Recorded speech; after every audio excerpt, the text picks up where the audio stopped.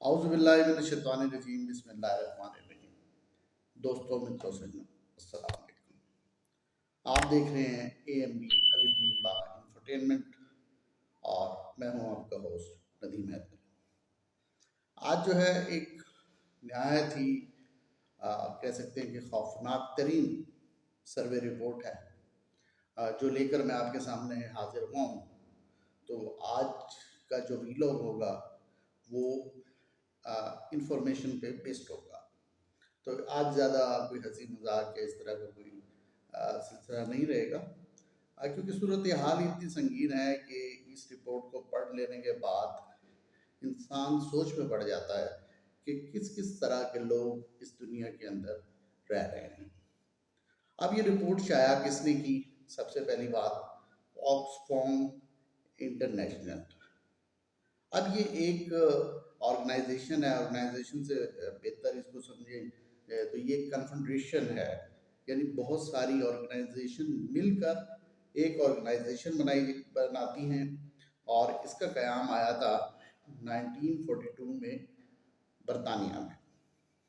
اب یہ ادارہ جو ہے کیا کرتا ہے کہ جب بھی ورلڈ اکنامک فورم، ایک بہت بڑا آپ کو پتہ ہے کہ فورم ہے اور اس پہ تمام ممالک جو ہوتے ہیں وہ شرکت کرتے ہیں، خاص طور پہ پاکستان کے لیے بہت اہم ہے۔ اس سے پہلے یہ ادارہ اکنامک انیکویٹی پر کیا کرتا ہے، ایک رپورٹ جاری کرتا ہے۔ اس رپورٹ پر جو ہے بحث کی جاتی ہے، اس کی روشنی میں بہت سارے فیصلے لیے جاتے ہیں۔ اب جو رپورٹ انہوں نے جاری کی ہے وہ یہ ہے کہ کووڈ-19 جو کرونا کی صورتحال تھی اس کے دوران جو اکانومی ہے اس پر کیا اثرات مرتب ہوئے۔ تو ان کی جو رپورٹ ہے اس کے مطابق جو دنیا کے 10 امیر ترین لوگ تھے ان کی مجموعی دولت ڈبل ہو گئی، یعنی جو خاص طور پر انہوں نے جو کمپیریزن کیا ہے، سٹیٹس ان کے پاس موجود ہے، ریفرنسز موجود ہیں، یہ ایک پیور ایک ریسرچ ہے، ریسرچ رپورٹ ہے۔ اور دنیا میں دو قسم کی ریسرچز ہوتے ہیں، کوالیٹیٹیو کوانٹیٹیو۔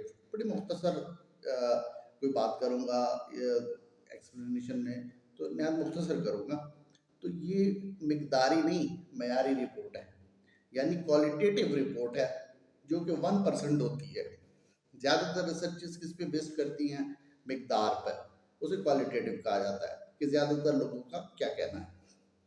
ان کے مطابق جو 10 دنیا کے امیر ترین افراد تھے ان کی دولت جو کیا ہے وہ ان 2 سالوں کے اندر ڈبل ہو گئی، جبکہ غریب جو طبقہ ہے وہ مزید پستا گیا، اور 99% لوگ اس سے بری طرح متاثر ہوئے۔ اس سے زیادہ افسوسناک بات یہ ہے کہ اس دوران تقریباً 21,000 افراد جو ہے وہ ڈیلی بیسس پر اس دنیا سے جاتے رہے، اموات ہوئیں، اور یہ کس چیز کا نتیجہ تھا؟ اکنامک ایکویٹی کا نتیجہ تھا۔ اب یہ رپورٹ جو ہے وہ پیش کر دی جائے گی اور پبلک کے سامنے یہ جاری کر دی گئی ہے۔ اس کی پریس ریلیز بھی جاری کی ہے۔ انٹرنیشنل میڈیا اس کو جو ہے اچھا خاصا اس رپورٹ کو اٹھا بھی رہا ہے، ایسا نہیں ہے کہ وہ یہ ساری چیزیں بیان نہیں کر رہا، لیکن ہر ایک آرگنائزیشن کا اپنا ایک پالیسی ہے، کرائٹیریا ہے، اس میں کون سے پوائنٹس لینے ہیں کون سے نہیں لینے۔ لہٰذا یہ رپورٹ پڑھنے کے بعد جو چیدہ نکات ہیں جو میں سمجھتا ہوں کہ ایک عام شخص کو پتہ ہونے چاہیے، تو یہ ایک تفصیلی رپورٹ ہے، تو کچھ چیزیں میں آپ کے سامنے رکھوں گا اور کوشش کروں گا کہ اس کو نہایت مختصر کروں، لیکن جو ضروری چیز ہوگی تو اس کو میں اسکپ نہیں کر سکتا، چھوڑ نہیں سکتا۔ تو لہٰذا آپ بے شک اس ویلاگ کو ایک حصے میں نہ دیکھنا چاہیں تو 2 حصوں میں دیکھ لیں، اٹ ڈیپینڈس اپون یو، ٹھیک ہے۔ تو بات یہ ہے آکسفام کی، جو آکسفام ہے وہ میں نے آپ کو بتا دیا وہ کتنی کریڈیبل ایک آرگنائزیشن ہے، اور وہ کیا کہہ رہی ہے کہ 10 افراد کی جو دولت تھی وہ ڈبل ہو گئی. یہ جب آپ یہ سنتے ہیں نا کہ ڈبل ہو گئی تو شاید اتنا بڑی بات آپ کو نہ لگ رہی ہو، لیکن وہ کوئی ایک اسپیسیفک سال کی آمدنی ڈبل نہیں ہوئی، بلکہ اب تک جو انہوں نے 10 سے 15 سال کے اندر کمایا تھا وہ آمدنی ڈبل ہو گئی. اب اس آمدنی کا تخمینہ بھی ہمارے سامنے انہوں نے رکھا ہے کہ دیکھ لیجئے کہ کیا تھا کہ انہوں نے تقریباً اس میں 30 نومبر 2021 تک 821 بلین کی بات ہو رہی ہے. بلین کتنے؟ سمپل سا فارمولا ہے، گورا کیا کرتا ہے 3 صفر لگاتا ہے 1000 ہو جاتا ہے، پھر 3 صفر لگاتا ہے وہ ملین ہو جاتا ہے جس کو ہم 10 لاکھ کہتے ہیں، پھر اس کے بعد 3 صفر لگاتا ہے تو وہ بلین ہے، پھر اس میں بلین میں 3 صفر اور لگا دے تو وہ جو فگر ہوتا ہے ہمارے سامنے وہ ٹریلین بن جاتا ہے. تو انہوں نے کتنا کمایا 2 سالوں میں؟ 821 بلین ڈالر. یہ بات کس میں ہو رہی ہے؟ یہ سارے سٹیٹس جتنا، اگر میں کہیں پر سکپ بھی کر جاؤں بھول جاؤں تو یاد رکھیے گا یہ جتنا بھی فگرز دے رہا ہوں یہ ڈالرز میں ہے، یورو یا دوسری کرنسی میں نہیں ہے. تو آپ اندازہ کر لیجئے کہ وہ اس سے پہلے انہوں نے جو کما رہے ہیں اس سے پہلے ان کی جو آمدنی کا تخمینہ لگایا گیا، ان کے جو اثاثہ جات تھے ٹوٹل وہ تھے 700 بلین. اب وہ 700 بلین سے اس میں 821 جب جمع کیا تو وہ تقریباً 1.5 ٹریلین ڈالر تک جا کر پہنچ گئے. یہ ایک اتنا بڑا اماؤنٹ ہے، ٹھیک ہے، جس کو دیکھنے کے بعد یہ اندازہ کیا جا سکتا ہے کہ بعض افراد نے کیسے انہوں نے فائدہ اٹھا لیا، اور یہ 10 افراد کون ہیں یہ بھی ایک سوال ہے. اس کے اندر جو 10 افراد ہیں ان کی فہرست میرے سامنے یہ موجود ہے. تو اس کے اندر سے جو موسٹ فیمس پرسنالٹیز ہیں جن کو آپ سب جانتے ہیں، اس کے اندر ایک تو بل گیٹس ہے. بل گیٹس کے علاوہ دوسرے جو ہے وہ فیس بک کے بانی اور اس کے روئے رواں مارک زکربرگ ہیں. اب وہ دونوں افراد بھی اس لسٹ کے اندر شامل ہیں. باقی جو 8 افراد ہیں وہ اس میں سے زیادہ تر جو ہے وہ بہت بڑے بزنس مین ہیں، انٹرپرینور ہیں، اور اس کے ساتھ ساتھ میڈیا انڈسٹری سے ان کا کہیں نہ کہیں تعلق ہے. تو ان 10 افراد نے اس تیزی کے ساتھ ترقی کی کہ اس نے معاشرے کے اندر ایک عدم استحکام پیدا کر دیا. یہ میرا اپنا انالیسس یا تجزیہ نہیں ہے، یہ رپورٹ شائع ہو چکی ہے اور اس کے بعد یہ سارا انالیسس پبلک کے سامنے رکھ دیا گیا ہے. اب ان 2 سالوں میں جہاں پر یہ لوگ اتنا کما رہے تھے، 99% جو پبلک تھی وہ کس کا شکار تھی؟ تنزلی کا شکار تھی. وہ اس وبا سے متاثر ہو رہی تھی، لوگوں کے کاروبار بند ہو رہے تھے، اگر وہ کاروبار نہیں کر رہے تھے، جاب کر رہے تھے تو گھر میں سے 2 افراد اگر جاب کر رہے تھے تو کوئی ایک بے روزگار ہو گیا. اس طرح کسی نہ کسی طرح وہ اس وبا سے، کورونا کی وبا سے متاثر ہو رہے تھے. اور جیسے جیسے آپ اس رپورٹ کو پڑھتے رہیں گے تو یقین کریں دل آپ کا خون کے آنسو رہے گا کہ یہ 10 افراد یہ سب کچھ دیکھتے رہے، اور یہ نہیں دیکھتے رہے بلکہ جن ممالک میں یہ افراد رہ رہے تھے وہاں پر کی جو کنٹری ہے، وہاں کی جو گورنمنٹ ہے، اس نے بھی ان پر کچھ نہیں کہا ہے اور کوئی ان کے ساتھ کوئی ان کی ناراضگی نہیں ہے. تو شاید ہم تو سمجھتے ہیں کہ ہمارے ملک میں ایسا ہوتا ہے کہ بڑے افراد جو زیادہ پیسے والا ہے تو وہ ٹھیک ہے، لیکن یہ تو دنیا بھی یہی نظر آ رہا ہے کہ جو مقصد ہے کہ ریچس پرسنز ہیں ان کے خلاف کوئی کارروائی نہیں ہوتی. گیبریلا بشر، اب یہ جو ہیں ایگزیکٹو ڈائریکٹر ہیں کس کی، آکسفام کی، ان کی طرف سے ایک انٹرویو بھی سامنے آیا، ان کے مختلف بیانات بھی آئے، ان کا یہ کہنا ہے کہ اگر ان افراد سے 99.99939 صحیح ہے دولت واپس بھی لے لی جاتی، تو اس کے باوجود یہ لوگ 99% لوگوں سے اس وقت بھی امیر ہوتے،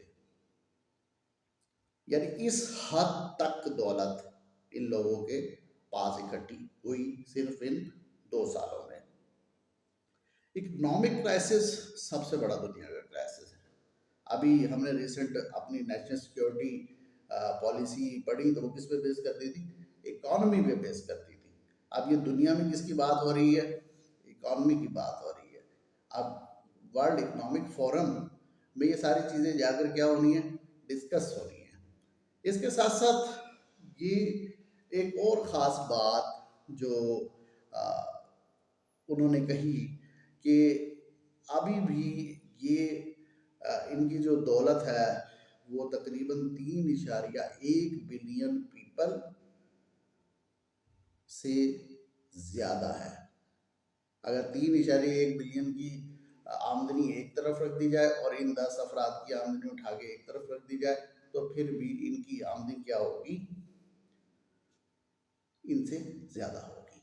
اب یہ وہ کہہ رہے ہیں کہ یہ جو صورتحال ہے اس حد تک جب ڈفرینس بڑھ جاتا ہے تو وہ اس کو اکنامک انیکویٹی کہا جاتا ہے۔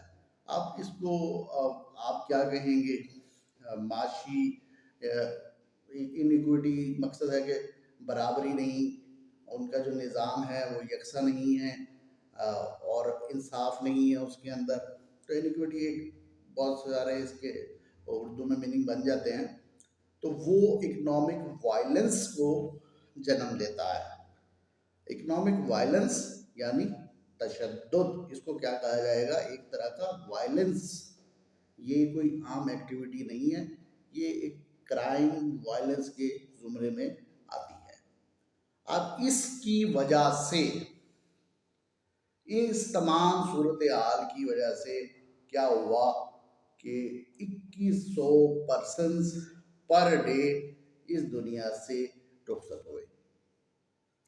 یہ اپنی دولت اپنے پاس رکھ کر بیٹھے رہے، انہوں نے کہا کہ نہیں، یہ نہ ہی کسی گورنمنٹ نے ان پر ٹیکس لگایا۔ اس کی فردر آگے جا کر مزید ڈیٹیل بھی آپ کے سامنے آئے گی۔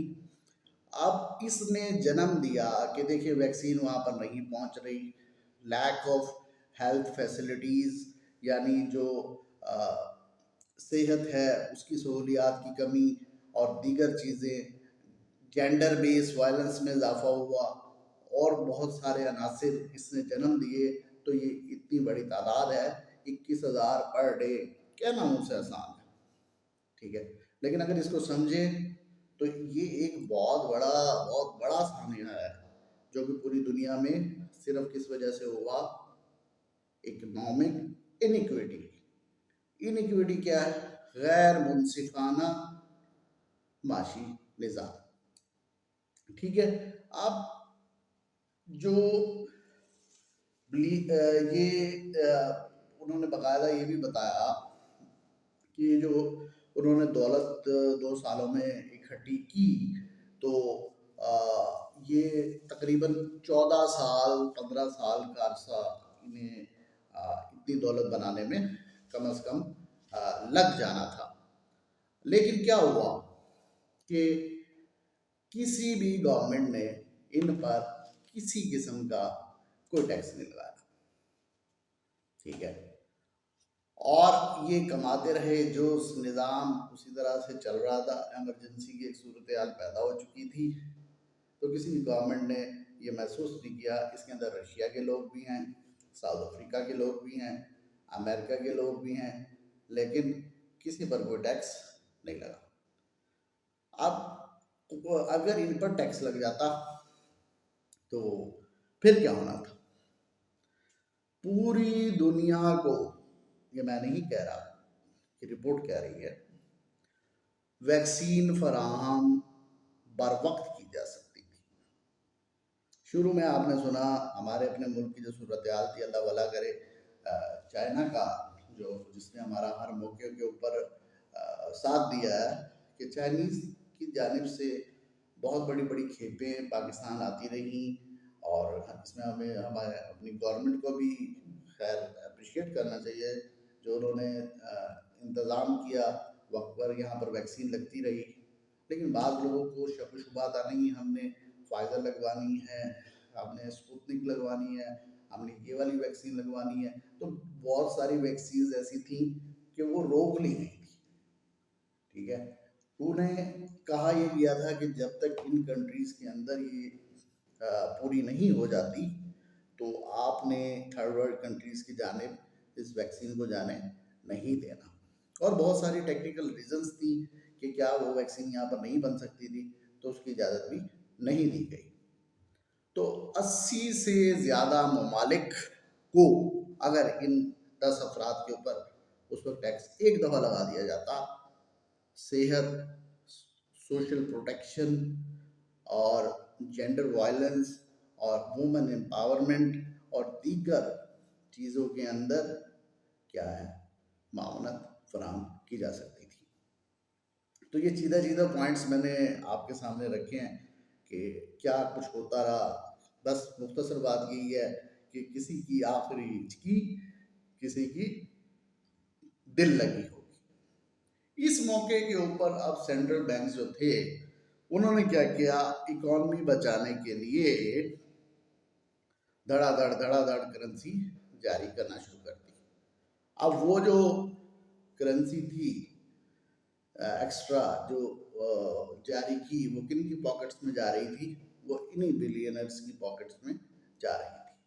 अच्छा, अब इसी तरह जो सूरत हाल ये बनी कि जो ख़वातीन थी, उनकी इनकम में एक बहुत बड़ा डिफरेंस देखने में आया कि उनकी इनकम बहुत ज़्यादा कम हो गई, और तकरीबन ये था कि 252 man more than 1 billion women, Africa, Latin America और इन ममालिक में 250 सिर्फ जो आदमी थे, वो 1 बिलियन ख़वातीन से ज़्यादा कमा रहे थे, और वो उनकी जो आमदनी थी वो उनसे ज़्यादा थी।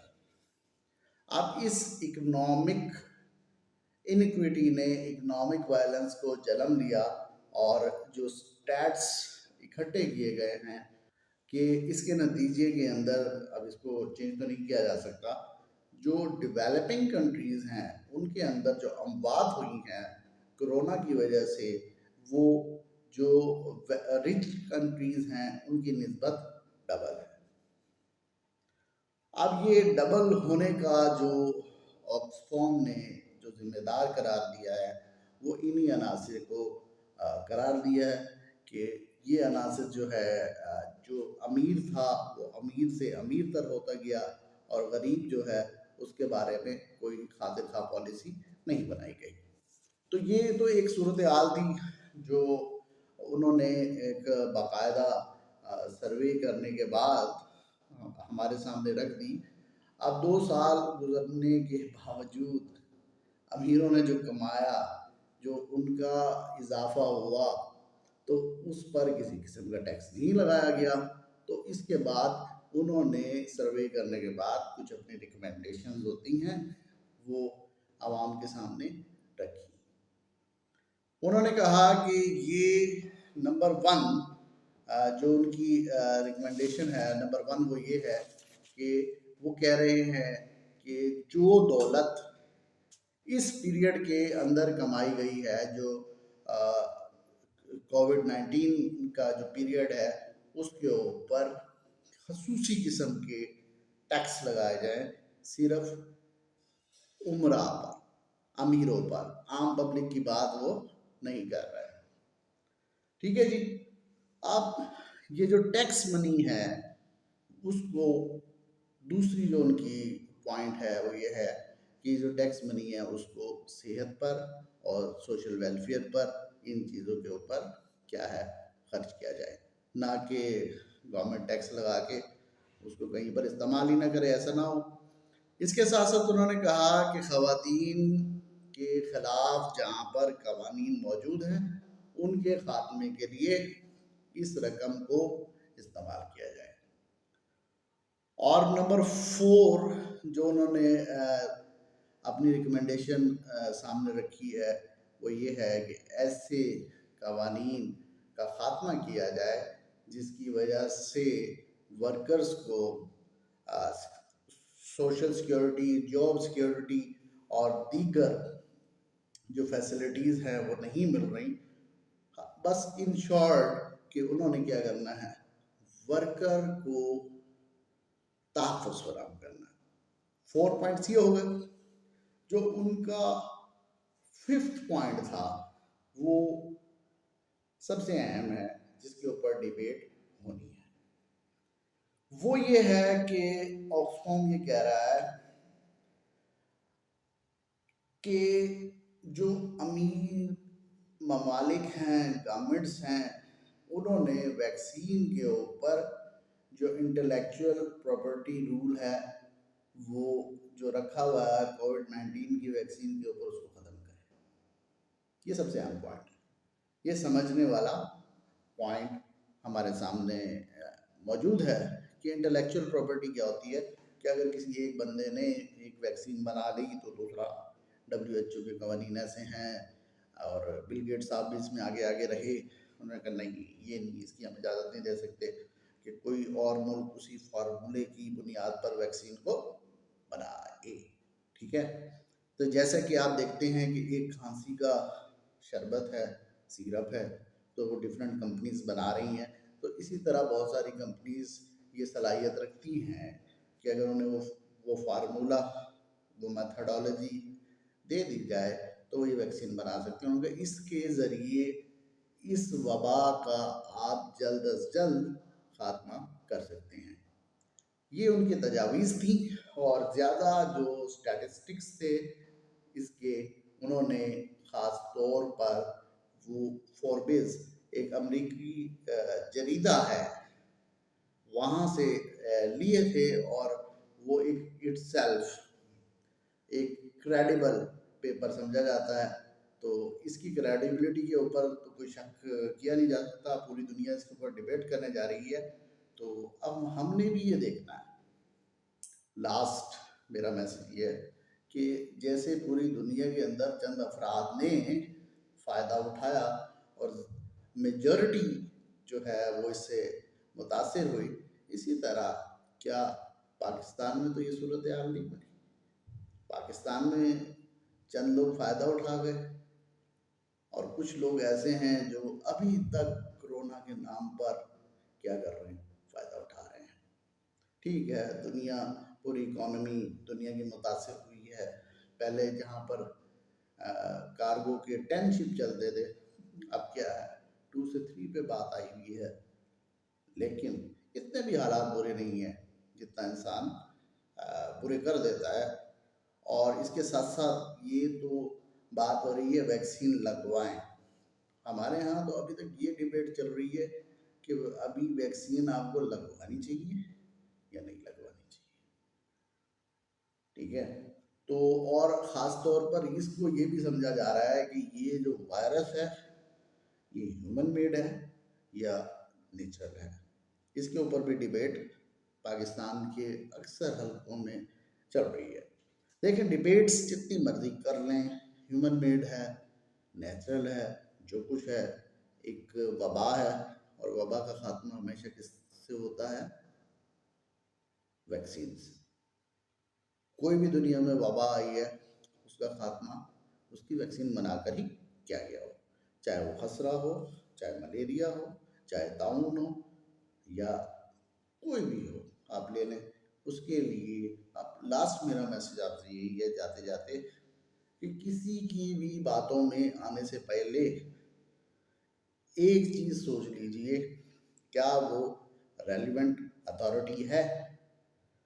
اور میری گورنمنٹ سے اپیل ہے کہ جب دنیا کے اندر ایک ٹیسٹ کیس ہمارے سامنے ایک کریڈیبل آرگنائزیشن کی جانب سے رپورٹ ہمارے سامنے آ رہی ہے کہ چند عمرا نے اس وبا میں فائدہ اٹھایا ہے، ان پر ٹیکس لگائیں نہ کہ عام پبلک پہ۔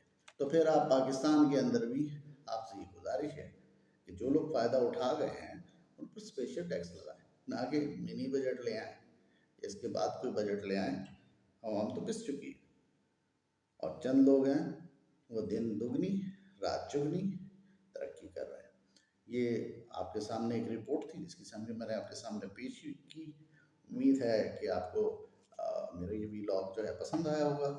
آپ سے گزارش ہے کہ میرے چینل کو لائک کریں، سبسکرائب کریں، شیئر کریں، اور کوئی بھی کوسچن ہو تو وہ آپ کامنٹ میں مجھ سے پوچھ سکتے ہیں، میں اس کا ضرور آپ کو رپلائی کروں گا۔ انشاءاللہ نیکسٹ ویلاگ کے سامنے آپ کے سامنے دوبارہ حاضر ہوں گے۔ اپنا بہت بہت خیال رکھیے گا اور اپنی دعاؤں میں مجھے یاد رکھیے گا۔